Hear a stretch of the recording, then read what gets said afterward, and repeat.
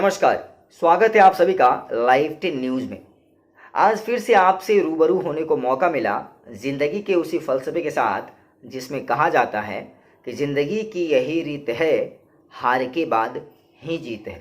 उसी जीत की तलाश में, जीत की उम्मीद में रोज सुबह सूर्य की किरणों के साथ हम सब भी उठते हैं।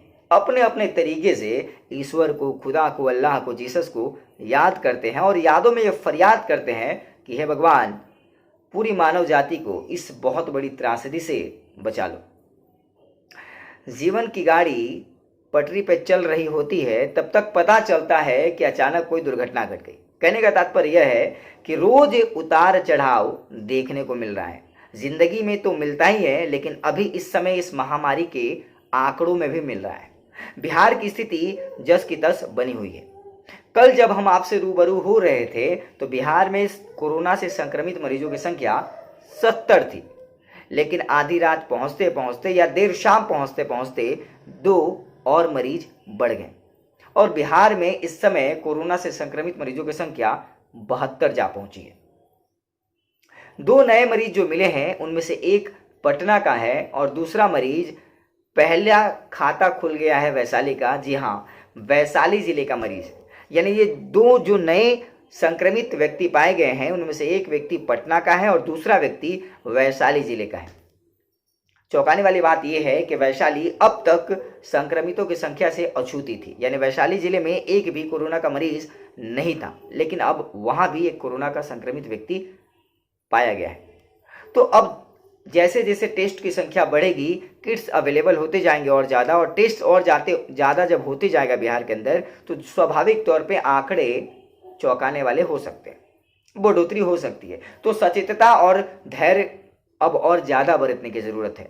स्वास्थ्यकर्मी, प्रशासनिक स्तर के अधिकारी और सफाई कर्मी हमारी सेवा में दिन रात लगे हुए हैं। अब हमारा कर्तव्य ये है कि लॉकडाउन 2.0 का ए से लेकर जेड तक पूर्णतया पालन करें। जिंदगी हमारी है, परिवार हमारा है, समाज, देश भी हमारा ही है। तो अपने कर्तव्यों का पूरी तरीके से निर्वहन करें और इन बढ़ते हुए आंकड़ों को घटते हुए क्रम में तब्दील करें, तब जाके सुकून मिलेगा। दिल बैठ गया है, आंखें नम हो गई है और चिंता की रेखाएं पुनः एक बार खींची चली जा रही है कि मेरे बिहार को ये किसकी नजर लग गई है।